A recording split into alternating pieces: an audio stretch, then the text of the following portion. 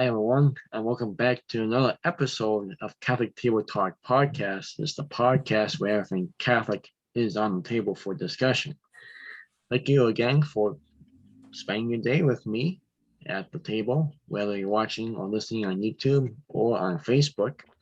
And remember, if you have a speaker or a show request, please feel free to drop them in the comments below or email Catholic Table Talk at the official email at catholictt@gmail.com. Again, that's Catholic with two T's at gmail.com. Now, I know everyone from the feedback that I have gotten from people, everyone loves to have a speaker on. And so do I. I love liking returning speakers as well as meeting new ones. And today we have a new speaker on the show. And he's national, so you have to listen to me talk for 45 minutes just talking about an article. So I'm really happy to have him on. Just a little intro to him. His name is Mike Creavey.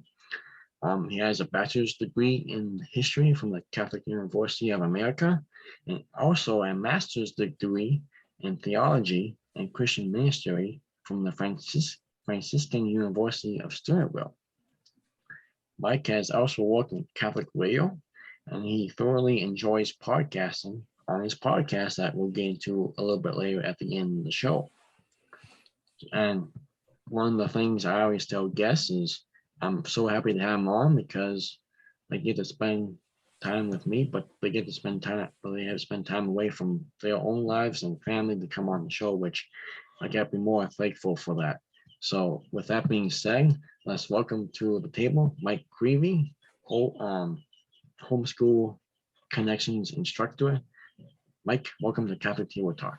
Oh, William, I'm really excited to be here. This is a fun opportunity, and I'm really grateful for the opportunity, and also a fun, but I say fun subject, but which might sound weird to people, but I think it is. It's important stuff. So yeah.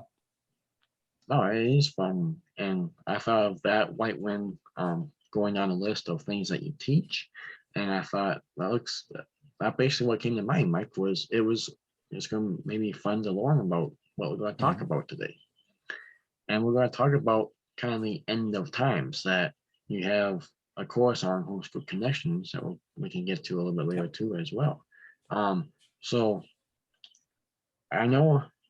With my speaking and everything, I'm really bad with words. So what is the meaning though of eschatology, if I said that way? Yeah, so it's eschatology, or sometimes you'll hear any variety of that word, eschatological, if it's referring to, that's more of a mouthful, referring to the kinds of things that eschatology looks at. And what's funny is I don't think there's anything about my sort of background that necessarily would have been sort of an indicator that this is something I'd become particularly interested in, sort of professionally, so to speak. But more importantly than that, interested in personally, But what it really is related to the Greek word eschaton, and that word has to do with uttermost, the limit, the sort of final destination, finality. There's all kinds of words packed in that, but that idea of final or last. And so, eschatology would then be, essentially the study of the last things, the final destination. And so there's a lot of sort of subjects that entails, a lot of discussions that entails. And basically, most simply put, it tends to deal with the questions of death, judgment, and then hell and heaven. That's usually the order I say it in. I like to end with heaven. So sometimes you'll see a list of death, judgment, heaven, and hell, but that's basically eschatology in a nutshell, is dealing with those kinds of issues. And there are many things about a Catholic approach to it that are going to be different or distinct from certain other Christian traditions approaches to it. There's a lot of common ground, but sometimes there's some very different notions of that as well. So you do occasionally get into, depending on where you're studying it, what level you're going to, you might get into some differences. And so, for example, one that I know we're not really going to get into in this episode so much here today But one that would be a distinction would be certain certain sort of evangelical Protestant, you typically see notions of things like the rapture, for example, or how does the sort of end of time work, like in the book of Revelation, like what's the order of things, order of events, is there this moment where Jesus comes back and sort of scoops up all the faithful Christians who then sort of avoid the final tribulation, that kind of thing, versus other takes on that, so those all those kinds of things would come into play in a broader exploration of eschatology. So we're only able to focus on a few of them today, but it'll be good stuff regardless. So I hope that answers the general kind of uh, definition question. It definitely does for me. Like I said, Mhm. I did not know that way existed for that Yep. until I ran across it in your courses. So that was Hmm. a new word that I learned, and really thankful and glad that you explained it for everyone. Sure. So, like you said, a lot of people, you know, book of Revelation, people talk about the end of times a lot. I know I do when I go to college. Hmm. Sit down with my grandpa and we actually discuss the end times a lot. And Yeah. people might think end times are coming from the world today that we live in with Ukraine and Russia and Hmm. all this other kinds of stuff. Um, and then people think, okay, end of times, we die, and then we go up to judgment. Hmm. And you people hear their own personal judgment and the general judgment. So, Yep. and I think people kind of, you know, what's the right word for it, but they kind of tend to trip over what's the difference between Yeah. the two. Well, and it's interesting because, if I can uh, broaden this a little bit here, because you're Sure. you're right on with those questions of the ultimate end of time and book of Revelation type stuff. And the thing that's something that's an ongoing journey for me, and that really was part of what initially kind of got me, I think, a little more directly interested in some of this, was a lot of clarification. Okay. And so, for example, I think my general attitude going into, I don't know, maybe say college, I had a pretty solid Catholic upbringing, but not really anything above and beyond what the sort of check the blocks were in some ways. You know what I mean? Like Yeah. your sacramental prep, and you're going to do that. And I would say I was always a believer. I never really seriously contemplated leaving, certainly not leaving Christianity, even Sure. Right. certainly not questioning even God's existence. I mean, I think it's John Henry Newman said something to the effect of, I was just quoting this to my wife the other day. I think he said something to the effect of, 10,000 difficulties do not constitute a doubt. you know, Yeah. that doubt's a little different than having trouble or challenges, right? So I've Right. had plenty of trouble, plenty of challenges, plenty of questions, but never really, I don't think, seriously doubted God's existence. I think I was always pretty firm on that. But then when it came to these questions of the end of the world and that kind of stuff, what's fascinating to me, the more I learn about this, is from the Catholic perspective, and really from what our Lord very clearly in very short snippets. He doesn't give a lot of detail, of course, in the Gospels, but you can glean so much out of that, where I think we run into some danger if we over focus on like the end of the world stuff in this futuristic way, right? Like, are we in the end times? Well, the end times are going to come for me at some point. you know Right. it may somehow be wrapped up in the actual final end times that will happen sometime in the future that he talks about, but whether or not it does, my end time is coming. And so what I think is fascinating about the Catholic Church's approach to eschatology, which sometimes I think is overplayed in again some other Christian denominations, where there might be much more of a focus on those end of the world type things, an actual futuristic time where all this worldwide tribulation is going to take place, is I think the Catholic approach is far more personal in a way, far more, and sometimes very uncomfortably close to home, Right. where it's Yeah. like, so really what it comes down to is I am going to die someday. Uh, Statistics, if they're any indicator, it's more likely than not that it'll be a really long time in the future, relatively speaking. But It's closer than it was 5 years ago, closer than it was when I was your age, so you start to process that as you get older. But I think it's good for everyone at every age to not, you know, torment yourself or over focus on it, but that classic memento mori, right, from the Catholic Right. tradition, this remember your death, remember in a healthy way that you will not be here in this kind of life forever. And our actions have consequences, not just on others around us, but also on ourselves.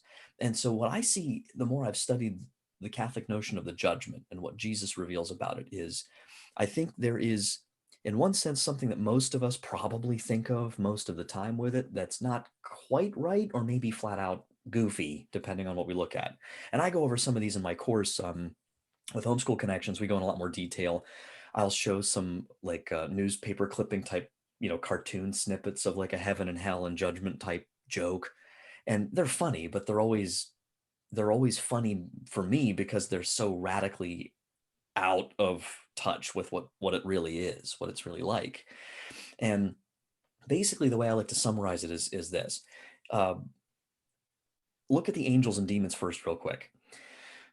A lot of people get upset when they hear the Catholic sort of teaching that demons can't repent, and from a true sense of I think sincere mercy or sincere desire, for people to be able to learn from their mistakes.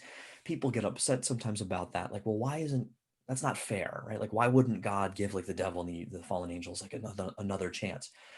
But the problem is that that whole notion completely misunderstands what these creatures even are, Right. because they, long story short, they do not live in an existence that is anywhere akin to the existence we live in. They do not live in a succession of time the way we think about it. And so I usually start my course off with a pretty lengthy, somewhat esoteric journey through what time and eternity even are. We don't have time to get into all that now, funny enough. But suffice it to say that angels and demons, basically, when they're created, at that moment of creation, that there's this just unimaginable to our puny minds download of all the sort of information, all the knowledge, all the data they could ever possibly need in a lifetime to make an informed, rational, fully free decision for or against God. We get the same opportunity, but by virtue of having physical bodies living within the physical sort of creation, material creation, we are spiritual and physical creatures all at the same time. So we do have this sort of, access to, and this real sort of anchoring in the spiritual realm, the realm of free will, and um, this, rational kind of thinking that the animals don't have. But we do, like the animals, live according to the clock, right? The Yeah. Earth is rotating, it's flying around the sun, it's we are experiencing day and night, a succession of time in which we learn, in which, there might be a sin that you or I struggle with, that at first we don't even really know it's a sin. And then we hear it's a sin, but we don't like that, or we're not sure. And then like 5 years go by, and then our life's really in disarray, and we, have a real terrible moment that leads us to dig into scripture for the first serious time in our lives. And then we might go to a youth ministry meeting that changed, but my Right. point is, it's this, it's playing out over a lifetime for us. That's not how the angels are.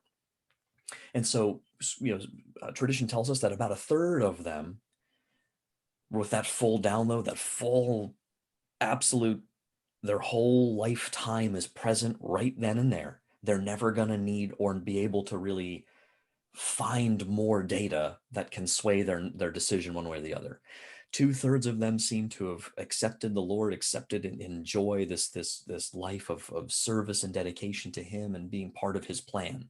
About a third of them, it seems, knowing everything, knowing it was going to be an eternal decision, said, no, I don't want to be that. And that was permanent. And they knew it was permanent, and it's all they want.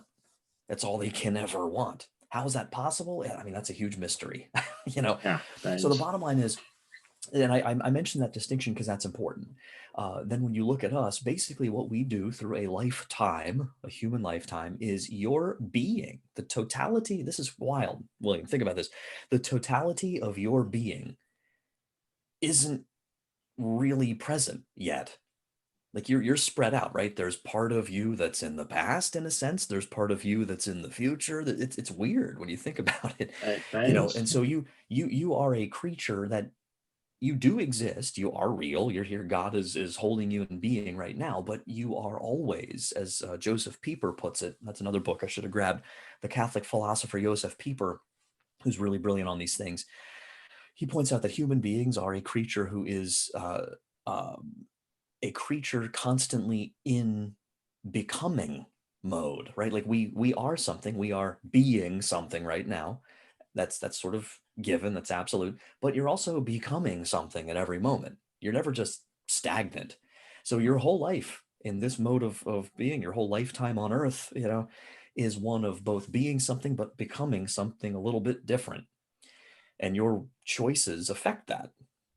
And so what happens when we die, and we can, you know, that's a whole other topic. We're going to have a whole class dedicated to that. What is death? Because we have to be very clear about that. But right. when you do the thing called dying and you are in fact dead and there's no coming back, you know, in that sort of resuscitation sort of possibility, all that, like you are actually dead.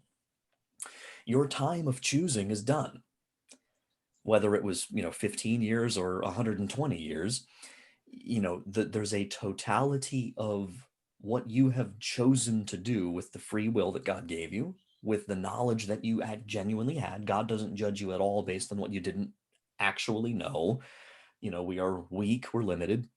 And so the bottom line is the particular judgment refers to what happens at that moment. At the moment of death, it's not so much that God arbitrarily, like in those cartoons I mentioned, is like, oh, you go here, you go there, right? That's this silly way we think of it. We think of it as an arbitrary decision that could be wrong or could be not fair. I think the best way of looking at it is that at that moment, the absolute objective reality of what you have in fact turned yourself into through your lifetime is permanently, finally revealed, right? It's not God picking and choosing. It's what you know. God has done everything He can do your whole lifetime to Yeah. get you to be something that is even remotely capable of entering into the eternal bliss of heaven. But if you, in fact, said no to it definitively, you are done. You can like you are not what you were meant to be. You know. Right. Does that help a little bit? I don't know if I'm rambling here, but there's Uh, so much more to it. I just get really fired up about this. But I think does that make sense? That's a good way of like, you know, not an arbitrary like Thanos or something sitting on some space throne, you know, like sure. Yeah. judge, I judge you. You know, it's like, oh no, please have mercy. No, if you, and we'll get a little more into this, maybe a little heaven and hell distinction by the end of the program. Um, it's really just going to be previews. So I'm just Yeah. trying to like funnel everybody to my course. No, So no, no, no, that's no, good. no, but and I'm very much I'm always learning more about this, and I'll get Right. to that in a second. But yes, that's the particular judgment is what happens. What is the reality of what you have turned yourself into, basically? Either you know because always you know if it's heaven it's totally because you have simply responded to the grace of the all powerful infinitely merciful God. You don't deserve heaven, no one ever does, Right. but it's freely given. And if you freely accept it, if the fundamental choice of your life, all of your choices bound up into one ultimate you know choice is for God, that's it. You will be in heaven. Maybe not right away, right? That's where purgatory comes in.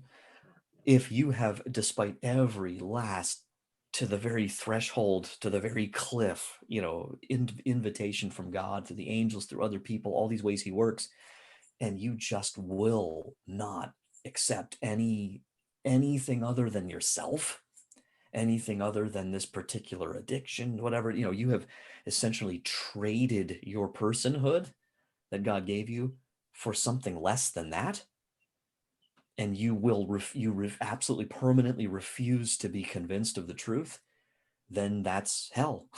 And and you're there because it's all you want. You know, you refuse to want more than hell.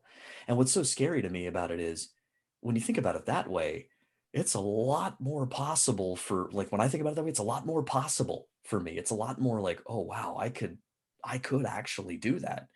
Yeah. Lord, help me today, right here and now, to do something or to work with you, to let you in, so that that's not what happens to me.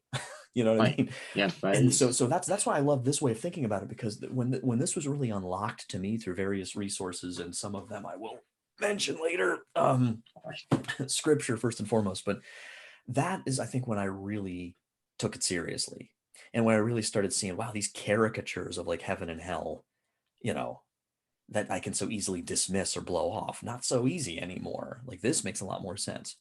So that's, the particular nutshell in a particular judgment in a nutshell. General judgment, much more quickly, is just the phrase we use of the last judgment, the final judgment, used to refer to truly at the end of all time. When this whole kind of existence we know down here is definitively over, like is described in scripture multiple places.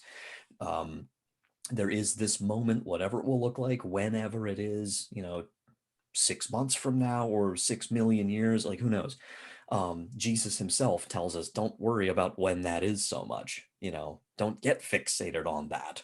And it's so Yeah. easy to do that. But general judgment really refers to not so much, it's not a do-over. It's not like you get brought out and like, oh, it's one more. Oh crap, I hope I make it this time. I made it last time. No, at the time of the general judgment, if you're in hell, you're in hell forever. If you're already in heaven, you're in heaven forever. But it's more definitively this curtain call, right? Everything's over. The time of choosing's over for everyone and everything, and now it's just heaven and just hell, right? I think the key difference is the one difference as I see it, before whenever that moment is that purgatory is still in place. And so is the life of this earth, of people making decisions, making, choosing, that kind of thing. At that general, the general or final judgment, no more sort of life as we know it here. It's just eternity. And no more purgatorial purging of preparation for those who have died in right relationship with God, but not fully ready yet for the kind of life in heaven, you could say. All of that is basically uh, kind of rounded up. I have a graphic I use in class that's cool. It's like death has an arrow, it says particular judgment, and that splits into three. It's like heaven, purgatory, hell. And the lines continue. The heaven line continues down indefinitely. The hell line continues down indefinitely. So if you're in either one of those states at the moment of your death, that's that, right? Right. But there's that purgatory one in the middle where it's like showing this little like arrow over into the heaven line eventually, right? Right. However that works. And then just beyond that is resurrection of the dead, general judgment, and eternity. So the biggest change is probably that I forgot to mention, but yeah, the resurrection of the dead, right? So if I die and I die in perfect friendship with God and I'm fully purified and I'm in heaven already, my body's still here in a grave, right?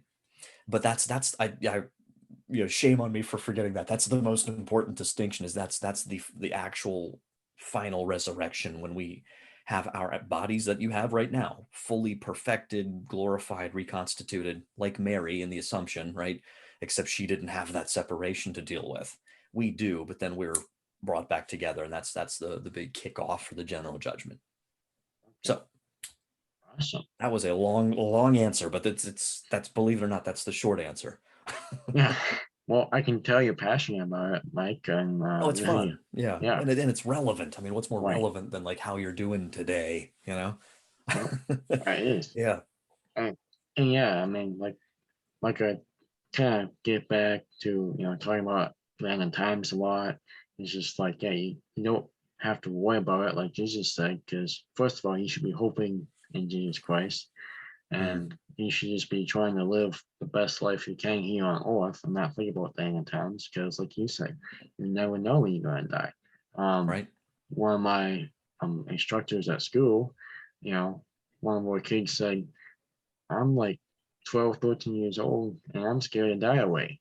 It's like, Mm. so it's like you can't be thinking about that when you're that young, or depends on how old you are. You gotta be Yeah. living the life of, and like you said, being open to that grace from God, and then living it Right. fully to the max while here on earth, so you can live in friendship with Him, where that Yeah. might be perfection, or enough so you can get up to purgatory, Which another Mhm. thing is too, the decision that we make, it could be any point of the day. It could be Yeah. now, it could be this evening, it could be this week.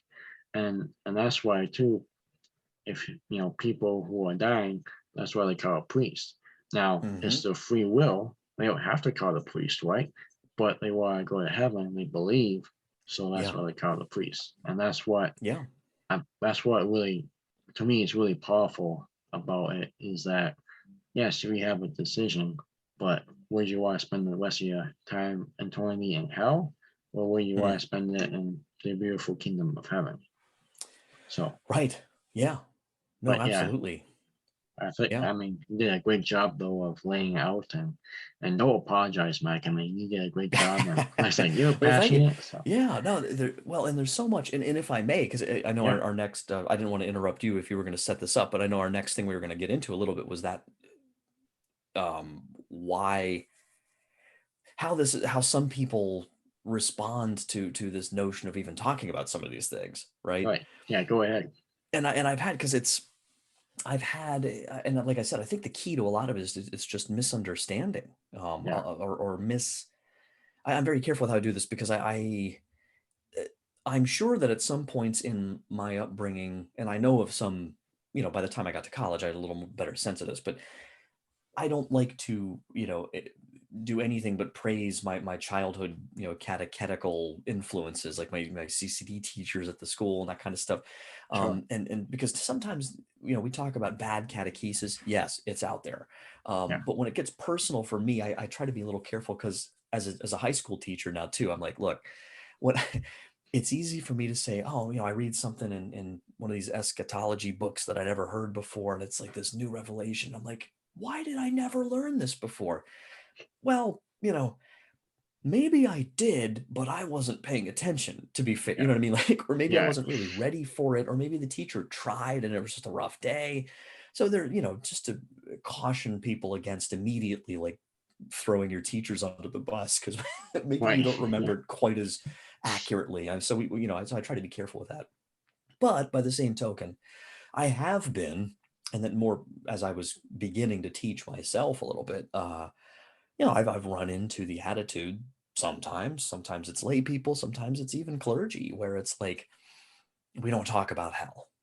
We don't talk about, and a lot of times the reason is that it's uncomfortable and they don't want to get into it because they're afraid that people are going to, react adversely and they're going to run off and they're going to judge the parish as a, medieval, dark, evil focused kind of thing. And we're all about like happiness and brotherhood and family and mercy and love and these words that mean something and that are very important and powerful, like mercy and love, sometimes just get trotted out as if they somehow, justify not teaching about hell. And I've even heard it sometimes, I at least sound kind of like, a particular even church leader might be suggesting that hell doesn't even exist, and I'm like, oh wow, no, yeah, it does, and that's a dogmatic, non-negotiable. I mean, Jesus thinks hell exists. I'm gonna stick with him. You know what right, I mean? absolutely, Jesus, yeah, yeah, Jesus seems to think demons are not just literary devices, but that they're real personal creatures who are trying to harm me. I'm gonna go with Jesus on this one. And so I think that's part of it. Sometimes it's a practical, it's a fear thing, right? This particular religious ed director or even this priest or somebody doesn't want numbers to go down at youth group or and I'm just saying it like it is in some places at least. right, I right, get that. That's, it's concerning, but you don't do anybody any service, and you certainly aren't really showing actual love if you hide this or pretend this doesn't exist. And so it's a great sin to confirm someone else in their sin, or in a misguided notion of something where you do have an opportunity to clarify and teach them something and you choose not to do it. If I do that, that comes back on me in my own judgment. And so I think St. Paul, I think it's St. Paul, or I might be misquoting him, maybe it's St. James, but in the New Testament, there's that, chilling thing I read every now and then. Not many of you should be teachers. Yeah, It's like hinting that, our judgment will be a little steeper based on that aspect, at least of things. But bottom line, I think that's part of it, is there's like a fear. And I think, quite frankly, there hasn't really been the best job last few decades of really teaching and teaching in an effective way what we're even talking about here with heaven and hell. And so let me just pause there. I don't know if you have any questions on that or want to discuss that, because that's the I think final sort of part of our discussion. We talked about, at least on our agenda. We can do other stuff too, as far as I'm concerned, but it opens into those issues specifically. yeah. And you can jump into that after I just say something here. Mhm. Um, Please, yeah, like you, interrupt me anytime. Yeah, I'll go on and on. well, like I said, people. I mean, for the being the teacher thing. I mean, that's how. Mhm. To be honest with you, Mike, that's how I kind of feel when doing the podcast. I want, Mm. if I don't know anything, I don't want to go off on the tantrum of pretend that I know it. That's Right. why I come through speakers like you. If I don't know about, more about the end times, or if Yeah. people who don't know more, they email me and I get the questions to you. And so Hmm. that's kind of the thing about the podcast. I'm not trying to, go overboard with it. So Hmm. that's why I like having guests on, because it kind of relieves my attention with that. Because to be honest, I think about that a lot with the podcast. Yeah. But so I Which is love good. Yeah, doing it's it. good. Yeah, Yeah. but otherwise you can go ahead with the hell Well, and heaven part. it's and I don't know. So I have a couple books I'm going to mention here that are just great. Where so Yeah, first of please all, do. now to I think a lot of our listeners here are there's a good chance that a lot of them are at least aware of, if not just dyed in the wool C.S. Lewis fans. That Right. would be a guess. But and so of course C.S. Lewis wasn't Catholic, but he had he was a lot closer to us in a lot of ways than honestly some some Yeah. Catholic professors I had along the way were. I had wonderful teachers, by the way. I had a really, really great Catholic professors, especially at Steubenville. So, but Yeah. when I was at Catholic University in my undergrad days, again, most of my teachers were fantastic, very orthodox. Mount St. Mary's Seminary, I was there for a year as a seminarian. So I've had, I'd say, I've been fortunate to have about like 95%, really solid Orthodox teachers. Some people have not been so fortunate, and some people's faith has been uh, damaged, or even people will sometimes lose their faith because of some of the teachings that they encounter. And I ran into a handful here or there. I could probably count them on one hand in the grand scheme of things, who had just sometimes possibly, and this isn't a word I throw around because it has a formal definition, but sometimes pretty seemingly flat out heretical teachings, and sometimes they were in collars. And it was very troubling for me when I was 20, 21 years old, running into one or two of these folks. And in my case, God be praised, it really led me to uh, do a lot of digging and reading and asking. I didn't just sort of accept like, wow, that's yeah, and then just leave. I was Yeah. like, that sounds wrong, but I don't know why. It's like this intuition.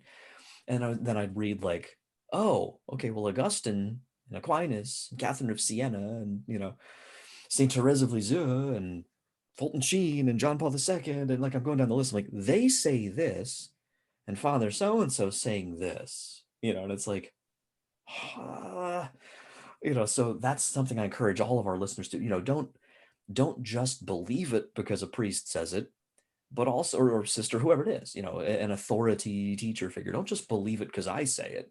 Also, don't just reject it because I say it. There's a lot of people in our society, like if a priest says it, if a nun says it, it's like, oh, well, that's just that Catholic propaganda. People like to the other extreme.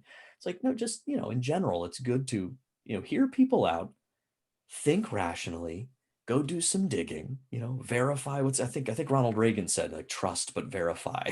There's Right. this Yeah. attitude of don't just have an attitude of skepticism and distrust all the time, because that really puts a hindrance on forming human relationships, quite frankly. It does. Yeah. um but don't be gullible either. I think there's a fine line there, and that's Jesus, right, said about the be wise as a serpent but as innocent as a dove. I think that's at the core there. So bottom line, Lewis. I don't agree with everything C.S. Lewis says. I think I have some theological disagreements with him, but not many.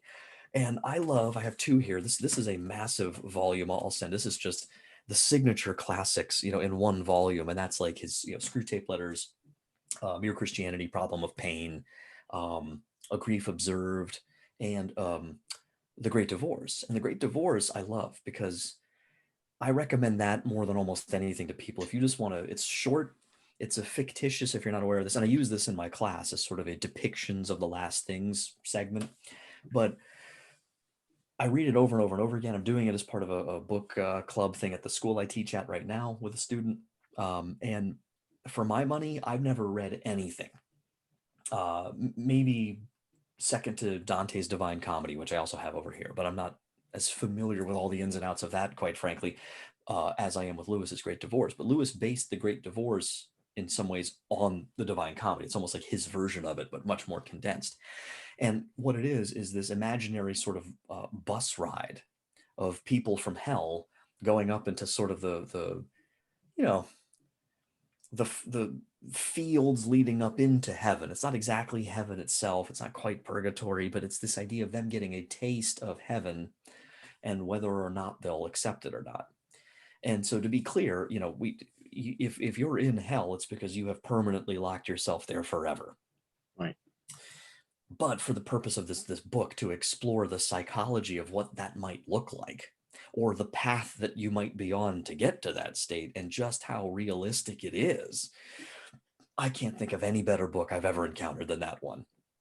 Where there's example after example after example of someone on this bus that the narrator overhears, or sort of is sort of a fly on the wall, as they're having a conversation with someone up in heaven, a representative of heaven. Maybe it's an old family member who's there, maybe it's an angel who is there trying to help them get out of this rut that they've put themselves in. The very attitude, the pride, the selfishness, the fear, like whatever it is that they've attached themselves to.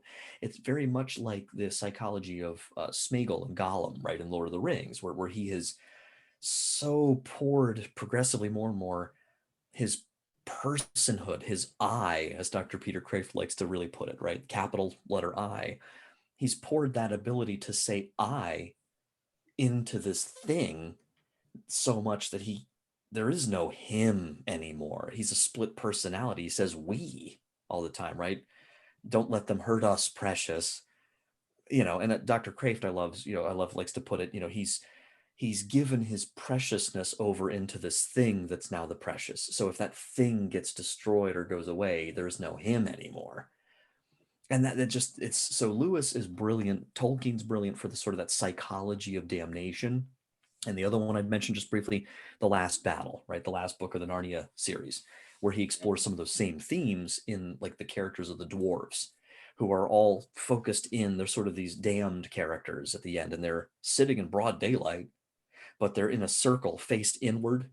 They're shut off. They're suspicious. They don't trust anything they see or hear. They've so destroyed their ability to be in communion with anything other than themselves that Lucy, appeals to Aslan, the Christ figure, to try to like snap him out of it. Like, can't you save him? Like, it's so pitiable, right?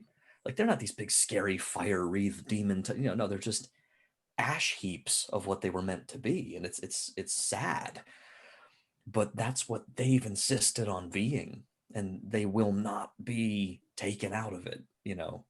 And so those are just some things. There's contrast in there. I was talking about heaven and hell there together, I guess, but I really think that's my working model, and all the things I reference, trying to go through scripture, trying to go through some great texts, like fictional texts like Lewis or Tolkien, Dante, more theologically specific texts like these, which are great. I'll link all these, so we can have them in the show notes. Hans Urs von Balthasar's book, Dare We Hope That All Men Be Saved. As I read it over and over, I know this is kind of a debate out there right now.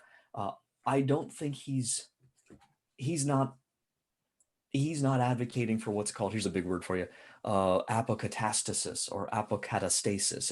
It Greek words basically just means that everyone will eventually be saved and go to heaven. That teaching is directly rejected by the Catholic Church. You may not ascribe to that positive assertion. and be in line with Catholic teaching. So the distinction that von Balthasar tries to make, though, in that book, and it's more complicated, but basically arrives at this, is the absolute unimaginable mercy of God is so mysterious and just so powerful and so awe-inspiring that, as the title suggests, dare we hope, right? Can we pray as if everyone, no matter what, can somehow at that last minute give enough of a repentance sort of assent over to God to be saved, you know? And I think the short answer to that is I try to go about it that way, right? And here's why. Because for me, it's same kind of thing at the heart of Mary's prayer, right? The Fatima prayer, which every time I bring this up, then I have to freeze and remind myself because I have to back up. Yeah. So, oh, help me with this. I'm blowing it right on our show. Yeah, Oh my Fatima. gosh. But the Fatima, yeah. Oh my gosh. This is how humiliating. That's okay. I'll get it. Because I always forget the wording of it when I bring it up like this. I have it so memorized. There it is. Oh my Jesus. I always forget how it begins. Oh my Jesus, forgive us our sins, save us from the fires of hell, and lead all souls to heaven, especially those in most need of thy mercy, right? It doesn't say it's gonna happen, right? Doesn't affirm it. Oh Jesus, you are saving. You're gonna save everybody. It's very possible that some, or at least one, maybe me, God forbid, might refuse it, you know? So you can't really affirm that. That's a teaching that the church is very clear on that. But we should pray, right? We should pray for everybody. That person we don't want to pray for, that person you're convinced is just, no, they're a goner. Well, maybe not. Maybe your prayer is going to be the thing that gets them, you know what I mean? Like, in the grand scheme of God's will, I think we should all pray for the salvation of everyone, just all the time. Why not? Yeah, why not? And so Exactly. to me, and that's the key I try to make with my students, is I don't think that's not the same thing as saying, let's do it because he's going to save everybody anyway. Like, careful, because that's not how it works. And so that's a good book. I reference a little bit Cardinal Ratzinger, Pope Benedict XVI, who's one of my favorite popes of all time. Phenomenal book. He was is a real sort of subject matter expert on these topics and more. And then the four last thing, this is a great little single volume. This is what I use as my sort of like main class text. And it's Father Wade Menezes, who any EWTN viewers will know him. But yeah, it's just called The Four Last Things, a catechetical guide to death, judgment, hell, or heaven and hell. And this is just a great summary text of those topics, purgatory and judgment. And he's very clear. And I think it's a great summary single volume for someone, especially if they don't know if they're ready to go into some of the deeper stuff. So those are just for book sharing time, what I'd mention, and we can make sure people have those links if they want to check them out. Yeah, I think yeah, if you want to send me the links or tell me Yep, after the show, I'll put them in the comments below.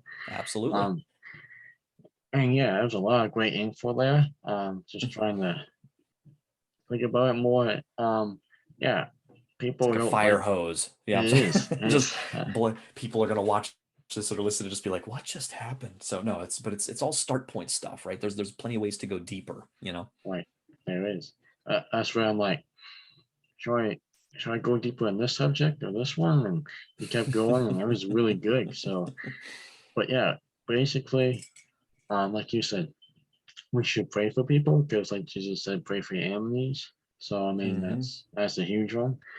Also, you can pray for them. You can make sacrifices for them. Yeah. I heard this talk the other day, and now I'm blowing it on the show, but I It can't happens. remember can't remember the saint's name, but she made sacrifices for a murderer to repent and Mm, go to heaven. And she didn't find that out until she went until she got to heaven. Oh, it was mm. the little flower. What's her name?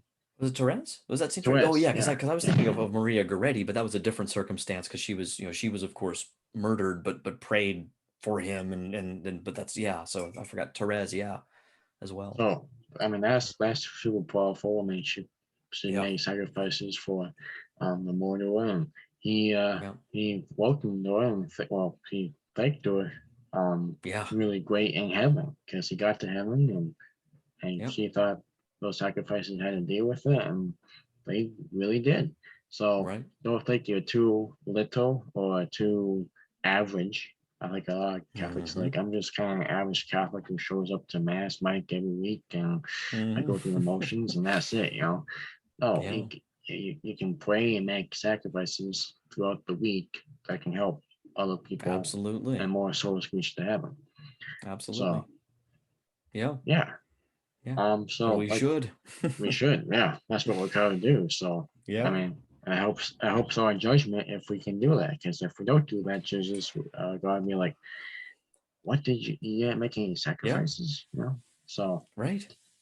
And it's like, and just one last little image I'll just throw out there, because again, yeah, you get a lot more of these in my course. You'll find these other places and stuff, and you can come up with plenty on your own, I'm sure. But it's just so procrastination is just, and we're all so good at procrastinating, but it's like the more you think about it, it's like, well, what, like we made burgers the other night. We have a George Foreman grill, and we made cheeseburgers, and I've learned that one of the last things I want to do when dinner's over is to go scrub all that junk off the grill, off the Foreman grill. right, But when you do it right when the grill is heat that has cooled down enough that you don't burn yourself to do it, but all that gunk and everything is still sort of loose, it cleans off a lot easier.